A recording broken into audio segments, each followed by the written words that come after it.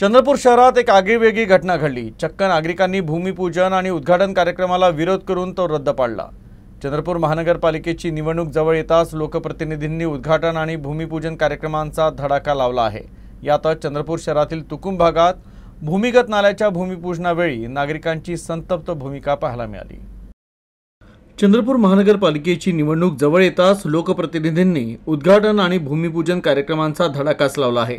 यातच चंद्रपूर शहरातील तुकुम प्रभाग क्रमांक 1 येथील द्वारका नगरीत 1,33,00,000च्या भूमिगत नाल्याच्या भूमिपूजनावेळी नागरिकांच्या तीव्र विरोधाचा सामना करावा लागला। या परिसरातून जाणाऱ्या नाल्यामुळे 500 पेक्षा अधिक घरं पूरग्रस्त होण्याची शक्यता असल्याने नागरिकांनी या कामाला कडाडून विरोध दर्शवला आहे। गुरुवारी संध्याकाळी आमदार किशोर जोरगेवार हे नियोजनानुसार भूमिपूजनासाठी पोहोचले, मात्र नागरिकांनी घोषणाबाजी केली। परिस्थिती पाहून आमदारांनी भूमिपूजन कार्यक्रमच रद्द करण्याचा निर्णय घेत नागरिकांना दिवाळीच्या शुभेच्छा देऊन आल्या पावली परत गेले। मात्र या घटनेची राजकीय वर्तुळात चर्चा रंगली आहे। विशेष म्हणजे या कार्यक्रमाबद्दल महानगरपालिकेच्या अधिकाऱ्यांना कुठलीही माहिती नव्हती। रद्द करा, रद्द करा,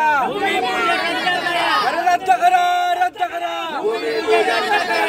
बंद करो, बंद करो, असं कसं हटत नाही, हटल्याशिवाय राहत नाही, असं कसं हटत नाही, हटल्याशिवाय राहत नाही।